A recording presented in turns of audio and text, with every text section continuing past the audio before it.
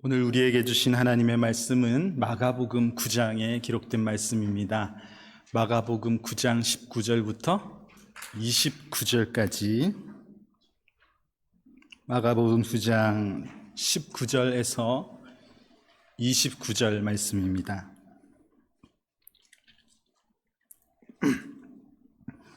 제가 읽어드리겠습니다.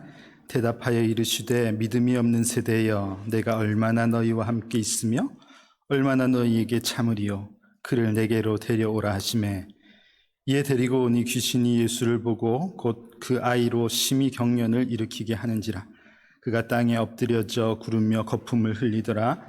예수께서 그 아버지에게 물으시되 언제부터 이렇게 되었느냐 하시니 이르되 어릴 때부터니이다. 귀신이 그를 죽이려고 불과 물에 자주 던졌나이다. 그러나 무엇을 하실 수 있거든 우리를 불쌍히 여기사 도와주옵소서.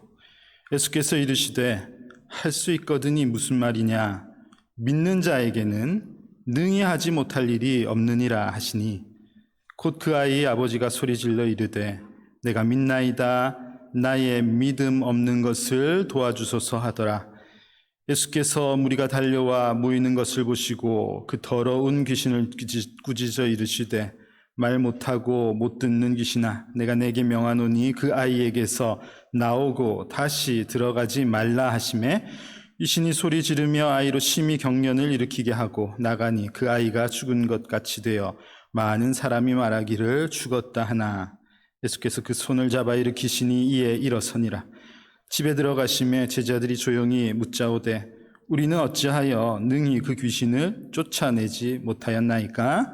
이르시되 기도 외에 다른 것으로는 이런 종류가 나갈 수 없느니라 하시니라. 아멘. 일하시는 하나님, 역사하시는 하나님을 오늘도 우리가 누리며 살기를 간절히 소망하며 오늘도 주신 말씀을 통해서 역사하시는 하나님을 발견할 수 있는 그런 복된 예배가 되기를 간절히 빕니다. 여러분 살아가면서 하나님의 일하심이 다급히 필요한 때가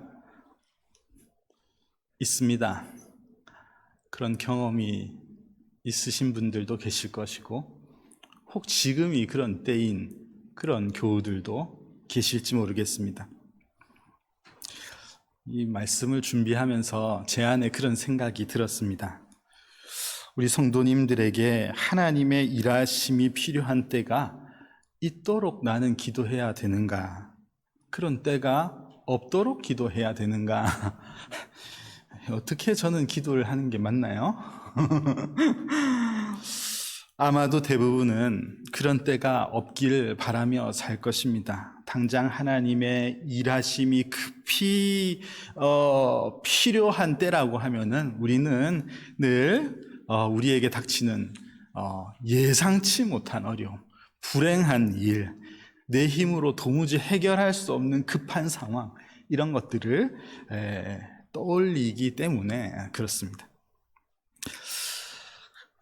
그러나 또 생각해 보면요, 하나님께서 하시는 일을 경험하는 것이야말로 아무에게나 주어지는 은혜가 아니라는 것을 생각하니까 그 은혜를 경험하지 못하고 산다는 것 또한 그거 참 얼마나 안타까운 일인가. 평생을 늘 남에게 나타난 하나님의 이야기만 들어가면서 나한테 드러나신 하나님의 일은 하나도 얘기할 게 없으면서 사는 것 또한 얼마나 안타까운 그런 상황이냐는 말이죠. 저분은 이런 경험이 있대. 저 집사님은 이런 하나님의 일하시는 것을 살면서 경험하셨대. 내 이야기가 아닌 남의 이야기를 가지고 경험하는 것은요, 제가 저에게 가장 와닿는 것으로 이 비유를 설명하자면 제가 직접 맛보지 않은 것을 말을 통해서 맛이 어떻다더라 이렇게 듣는 거하고 똑같은 노릇이다. 저는 그렇게 생각합니다. 확 저는 와닿는데 여러분들 안 그렇습니까? 너무 와닿지 않으세요? 우리는 그렇게는 못 살죠. 맛있다 하면은 가서 먹어보고, 진짜 평가를 해봐야지. 그냥 말로만 듣고, 그게 이런 맛이더라. 이것은 굉장히 갑갑합니다. 여러분, 하나님의 일하심을 경험하고 싶지 않으세요? 그런 우리의 간절한 거룩한 소망이 우리 안에 있기를 간절히 원합니다.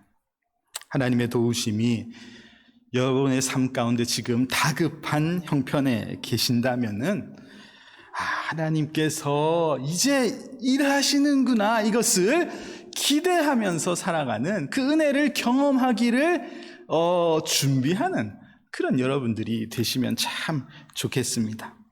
반면에 여러분의 삶에 지금 그런 일들이 없고 평탄한 삶을 살고 계시다면 그것 또한 하나님께서 내 삶을 평탄히 이끄심에 대해서 감사하는 그런 여러분들이 다 되시기를 바랍니다. 여러분, 살아가면서 간절히 하나님의 일하심이 필요할 때 우리는 어떻게 해야 되겠습니까? 지금 여러분이 혹시 그런 시간을 지나고 계신다면은 오늘 우리에게 주신 이 말씀은 굉장히 중요한 하나님의 응답이 될 것이라고 저는 믿습니다. 오늘 본문을 보니까 한 아버지가 귀신 들린 아픈 아들을 데리고 왔습니다. 20절부터 쭉 21절, 22절 이 말씀을 보니까 또 오늘 본문 앞부분을 살펴보면요, 이 상황, 이 아이의 상태가 굉장히 심각했었구나 하는 것을 알 수 있습니다. 그래서 이 아버지가 아들을 제자들에게 데리고 왔는데 예수님의 제자들이 이 아이를 고치지 못한 거예요. 이게 이제 문제의 발단입니다. 하나님의 일하심을 예수님의 제자들을 통해서 경험하기를 원해서 데리고 왔는데 하나님의 일하심이 제자들을 통해서 나타나지 않았다는 말입니다. 이런 상황 속에서 예수님께서 하신 말씀이 오늘 우리가 읽은 본문 말씀이에요. 저는 오늘 예수님께서 하신 이 말씀을 통해서 두 가지를 생각해 봅니다. 첫 번째는 하나님은 어떤 이에게 하나님의 일을 드러내시는가? 나는 하나님의 일을 경험할 수 있는 사람인가? 이것에 대한 것과 두 번째는 하나님은 어떤 방법을 사용하셔서 하나님의 일을 드러내시는가? 나는 그 도구를, 그 방법을 알고 사용하고 있는가? 여기에 대한 교훈입니다. 자, 먼저 예수님께서 하나님의 일을 나타내지 못하는 제자들, 이 일을 드러내지 못한 제자들을 향해서 하신 말씀, 오늘 19절을 보니까 예수님께서 이렇게 말씀하십니다. 대답하여 이르시되 믿음이 없는 세대여, 내가 얼마나 너희와 함께 있으며 얼마나 너희에게 참으리요, 그를 내게로 데려오라. 이렇게 말씀하십니다. 믿음이 없는 세대라고 말씀하시죠.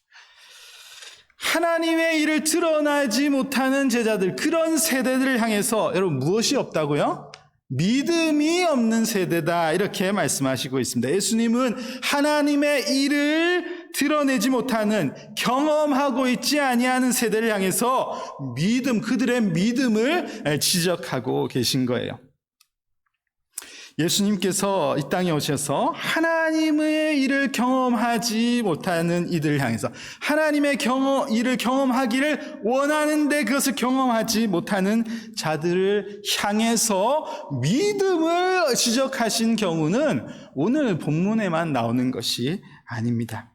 마태복음 8장을 보면요, 풍랑이 거세게 이는 배 안에 예수님이 함께 계신데 이 제자들이 굉장히 두려워하면서 예수님을 깨우며 주여 주여 우리가 죽겠나이다, 아이고 예수님 딱 지금 죽겠습니다, 이렇게 표현하는 제자들에게 예수님께서는 믿음이 작은 자들아, 이렇게 믿음을 그때도 지적하셨죠.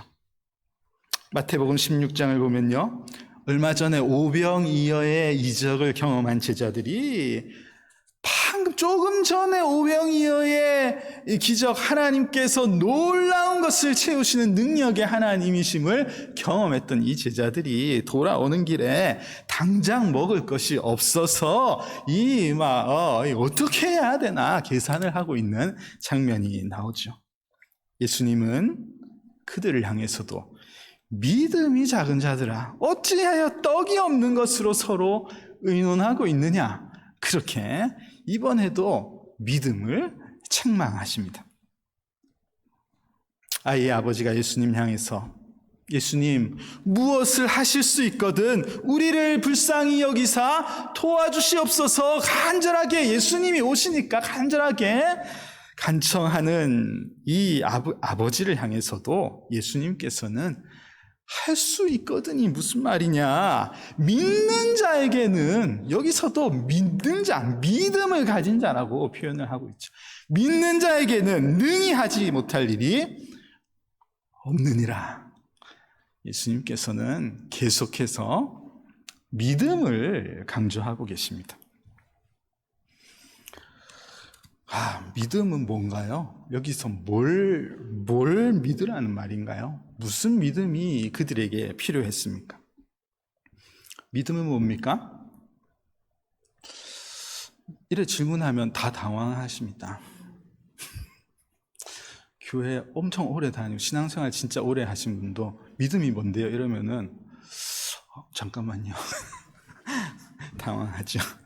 여러분 한번 따라 해보시겠습니까? 믿음은 약속의 하나님께서 약속을 이루실 것임을 믿는 것입니다. 이렇게 제가 오늘 정의를 내려드리죠. 믿음은 약속을 주신 하나님께서 반드시 이 약속을 이루실 수 있는 능력자이심을 믿는 것, 이게 바로 우리가 가져야 할 믿음이에요. 여러분, 믿음의 조상들, 믿음의 인물들이요, 하나같이 하나님께서 주신 그 약속을 믿고 행동을 해나갔고 그 삶 가운데서 하나님이 일하시는 것을 경험한 인물들, 그 인물들의 얘기들이 성경에 가득 기록되어 있습니다. 급기야 아들을 세상에 보내시겠다고 약속하신 대로 우리 하나님께서는 그 약속을 변치 아니하시고 이행하심으로써 아들을 세상에 보내시고 그 하나님을 믿는 믿음을 통해서 우리에게 구원을 허락해 주셨습니다. 이게 우리가 가져야 할 믿음의 내용인 것이죠. 그래서 이 믿음에 대해서 이야기할 때 사실 이 믿음이 뭔데요? 이렇게 하면 당황을 하는 게 정상이라고 저는 생각합니다. 당황을 하는 게 맞아요. 왜냐하면은 이 믿음이라는 것을 글자로 어떻게 우리가 다 이렇게 논리적으로 표현할 수 있을까? 저는 늘 그렇게 생각합니다. 어떻게 정리를 할 수 있나요? 믿음을 몇 글자로 그렇게 정리를 할 수가 있겠습니까? 그러기가 어렵다고 저는 생각합니다. 약속을 믿는 것이 믿음인데, 이 약속이라는 것은 이 현실에 나타나 있지 않는 것이, 보이지 않는 것 아닙니까? 그 약속을 믿는 믿음이 바로 우리가 가져야 할 믿음인데, 그래서 믿음은 바라는 것들의 실상이 아니고 보이지 않는 것의 증거다, 이렇게 정의를 내리는 말씀도 있습니다. 저는 그렇게 늘 생각해요. 믿음의 세계를 다 설명할 수 있을까? 저는 그럴 수 없다고 생각합니다.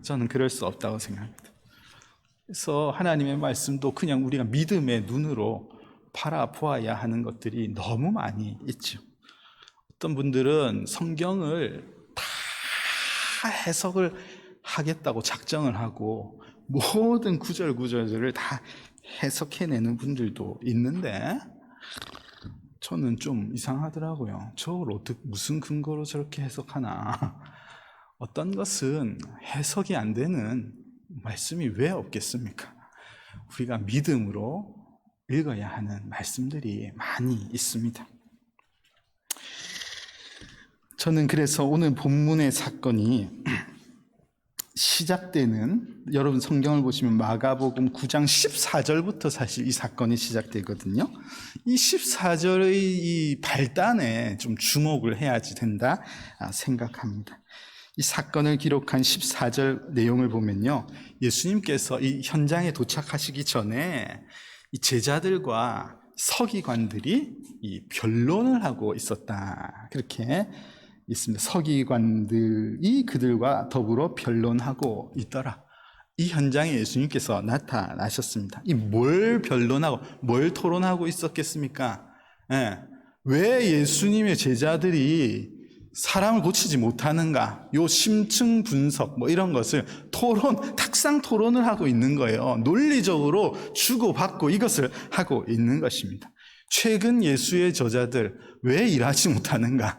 이런 주제로 지금 막 이렇게 난상 토론을 막 하고 있었을 것인데, 이 서기관들 그야말로 똑똑한 사람들 아닙니까? 이 사람들이 논리적으로 파고 들어가고 있는데 예수님께서 왜 이 자리에 나타나셨겠어요? 분명히 이 제자들이 의도 터지고 있었을 겁니다. 이게 이 상대를 이겨내지 못하고 있었을 것이 뻔합니다. 이 똑똑한 사람들이거든요. 이 종교계에 아주 이름난 사람들. 이런 사람들 지식과 실력 앞에서 이 제자들은 바단 일에나 좀 일가견이 있었지 뭐가 있습니까? 이 사람들은 경험한 것과 그런 삶의 그런 일들밖에 모르거든요. 아마도 이 토론장에서 제자들은 호되게 곤욕을 치르고 있었을지도 모르겠습니다. 이 상황을 아신 예수님께서 이 자리에 나타나신 것이요. 그리고 예수님께서 하신 말씀은 이 믿음이 없는 세대들아, 이 믿음을 모르는 세대들아, 믿음의 실체를 알지 못하는 세대들아, 하나님의 일은 그렇게 논리적으로 설명할 수 있는 부분들이 얼마나 많이 있는데 그것을 지금 말로 토론해가지고 답을 얻어내려고, 논리가 더 위에 있는 것이 아니라 믿음이 더 위에 있음을 예수님께서 알려주시는 것입니다. 여러분, 우리는 논리나 혹은 계산을 앞세우는 그런 이들이 아닙니다. 믿음은 그런 것이 아니죠. 우리는 믿음으로 약속을 바라보며 걸어가는 사람들입니다. 약속을 믿고 걸어가는 게 성도의 삶이고 신앙인의 삶인 것입니다. 2주 전 설교 시간에 하이델베르크 요리문답이 가르쳐주시는 두 가지 확실한 지식과 굳은 신뢰에 대해서 설명을 잠시 드렸지요. 성경이 알려주시는 복음의 지식은 굉장히 중요합니다. 복음의 지식이 있어야지 돼요. 왜, 어떻게 하나님께서 그 은혜를 세상에 드러내셨는지에 대한 정확한 이해가 우리에게 있어야 되는 것이 맞습니다. 그러나 이 지식만으로는 우리가 하나님 나라의 백성이 될 수 없는 거예요. 무엇이 필요하다 했습니까? 굳은 신뢰, 성령님께서 일으키시는 굳은 신뢰, 이렇게 표현하고 있거든요. 이게 뭐예요? 쉽게 말하면 성령님께서 일으키시는 믿음이 거기 더해져야 됩니다. 이것을 알려주시는 내용입니다. 사랑하는 성도 여러분, 세상의 지식을 능가하는 믿음으로 인해서 우리 안에서 역사하시는 하나님의 일하심을 경험하며 살아가는 모든 성도님들이 다 되시기를 간절히 소망합니다. 우리 시간 고린도전서 1장 22절부터 24절의 말씀, 이 말씀을 함께 한번 읽어보겠습니다.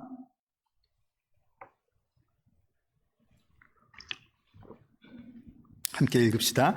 유대인은 표적을 구하고 헬라인은 지혜를 찾으나 우리는 십자가에 못 박힌 그리스도를 전하니 유대인에게는 거리끼는 것이요 이방인에게는 미련한 것이로되 오직 부르심을 입은 자들에게는 유대인이나 헬라인이나 그리스도는 하나님의 능력이요 하나님의 지혜니라.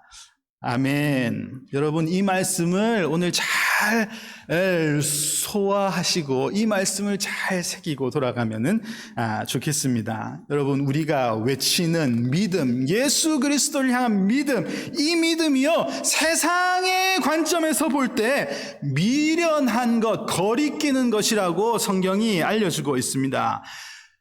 세상까지 꼭 나가지 않아도 여러분 지금 예배에 나와 있는 여러분들 중에서도요, 이 믿음의 내용에 대해서 정말로 미련한 것이다, 이렇게 말은 안 해도 생각하고 계신 분들이 충분히 있을 가능성이 있습니다. 맞죠? 맞습니다. 인정합니다.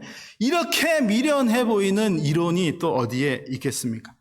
하나님이 사람이 되었다, 이런 미련한 이론이 어디 있냐는 말입니다. 2000여 년 전에, 그것도 2000여 년 전에, 지금 이 시대에 일어나는 일도 다 못 믿겠는데 2000여 년 전에 나하고 아무런 관계없는, 무슨 혈통이 같습니까? 뭐 지역이 같습니까? 나라가 같습니까? 아무런 관계가 없는 그분이 나를 위해서 그 시대에 죽으셨다, 그리고 그것을 믿는 믿음을 가지면은 한 번도 보지 못한 하나님의 나라에 들어간다? 이런 미련한 내용이 여기에 어디 있냔 말입니다. 여러분, 그래서 이 내용이 유대인들에게는 거리끼는 것이다, 그렇게 이 말씀이 표현하고 있습니다. 특별히 이 유대인들에게 이것만큼 피하고 싶은 게 없었을 거예요. 와, 진짜 이것 좀 없었으면 좋겠다, 이게 무슨 교리냐, 이것 좀 없었으면 좋겠다. 어떻게 우리가 기다렸던 메시아가, 유대인의 왕이 그 나사렛 예수란 말이야, 그분이 우리에게 약속하신 왕이란 말이야, 그분을 믿으면은 구원을 얻는다고? 아이고, 거리끼는 것, 난 참 이것 좀 없었으면 좋겠다. 유대인들은 이것만큼 거리끼는 게 없을 것입니다. 부끄러운 거죠. 우리 민족을 구원하실 어마어마한 왕이 오실 거라고 그렇게 믿고 있었는데, 이들이 보기에는 초라한 예수님을 메시아라고 하니까 이 얘기는 피하고 싶은 겁니다. 이방인들에게는 뭐라고 했죠? 미련한 것이라 했습니다. 차라리 열심히 뭘 해서 구원을 주신다고 그렇게 가르치면은 좀 이해라도 되지, 믿음으로 구원을 얻는다? 이방 사람들, 세상 사람들, 지식 있는 사람들에게는요, 이것처럼 미련한 것이 없을 거예요. 성경이 그렇게 말씀하고 있습니다.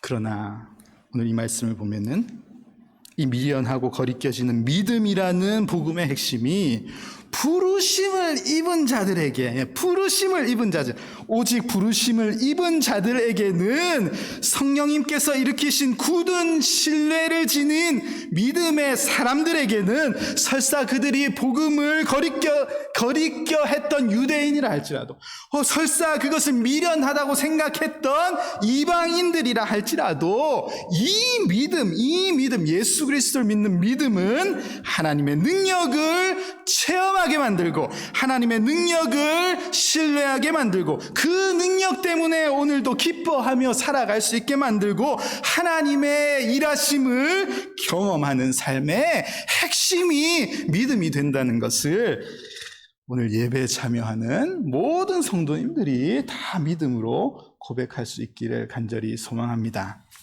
그러므로 믿음은 하나님의 일을 경험하는 자의 자격이다. 믿음이 있는 자에게, 믿음이 하나님께서 일하시는 자의 자격이 됩니다. 여러분, 나 같은 죄인을 살리신 하나님의 놀라운 구원의 은혜를 믿음으로 받아들이시기를 바랍니다. 그 믿음을 가진 이에게 하나님은 하나님의 역사, 하나님의 일하심을 드러내실 것입니다. 그래서 예수님은 믿음을 강조하셨고, 이 아버지가 내가 믿나이다, 나의 믿음 없는 것을 도와주소서, 내가 믿습니다, 그렇게 고백하는 믿음의 고백을 들으시고 아이를 고쳐 주셨습니다. 믿음을 가진 자에게 하나님의 일하심이 드러나는 현장인 것이죠.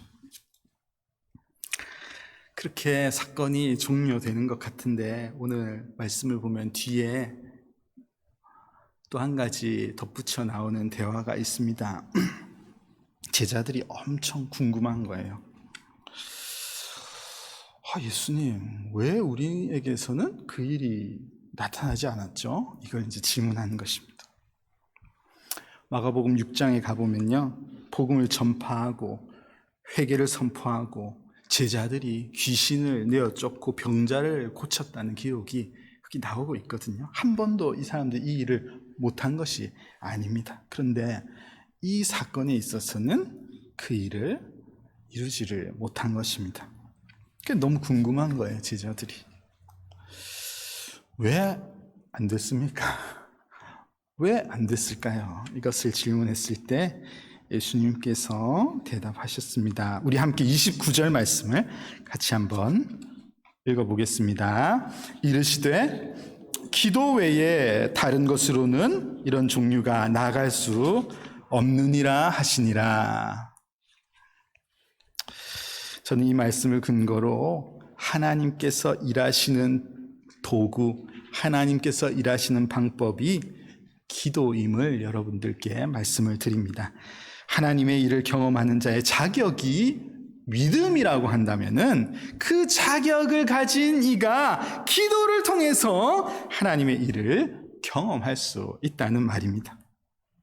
기도는 믿음을 가진 이에게만 주시는 하나님의 도구, 방법인 것입니다. 특별히 예수님께서 이 말씀을 하실 때요, 이런 종류의 일이라고 분명하게 표현하셨어요. 저는 이 말씀을 굉장히 중요하게 생각합니다.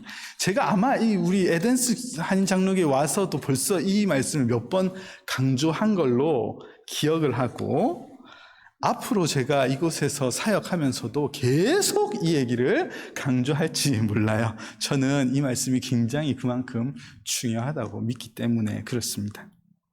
여러분, 여러 종류의 일들을 우리가 겪으면서 살거든요. 좋은 일, 안 좋은 일, 슬픈 일, 기쁜 일, 큰 일, 작은 일, 여러 가지 일들이 이 땅에서 많이 일어나고 일이 잘 해결되기도 하고요. 일이 좀 안 되는 것 같다가 잘 되는 경우도 있고, 그런 세상에서 우리가 살아가고 있습니다.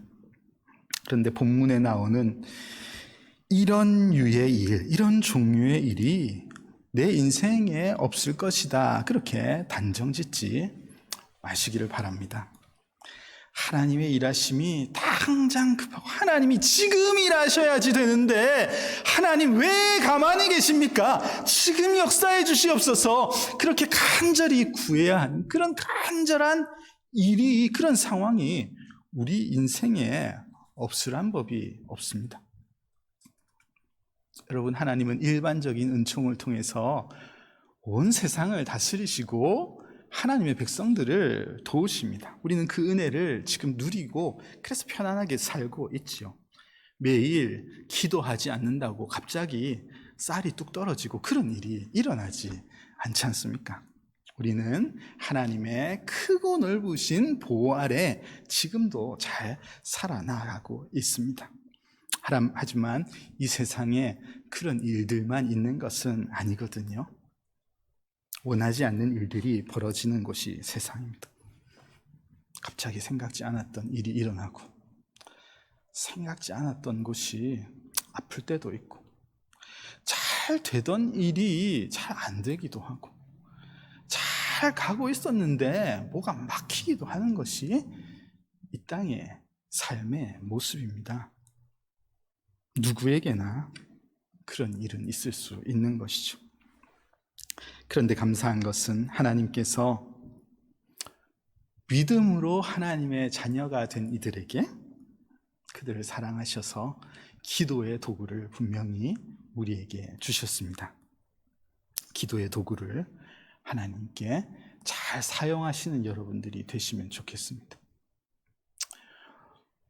도구가 있어도요, 평소에 잘 사용 안 하다가 하려 하면은 잘 안 되는 거 아시죠? 뭘 좋은 거 있어도 평소에 사용을 해야지 이게 실전에 되지.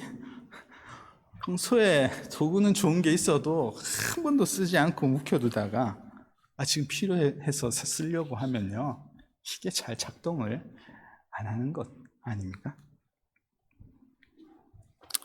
여러분 요한복음 14장 14절의 말씀, 내 이름으로 무엇이든지 내게 구하면 내가 행하리라.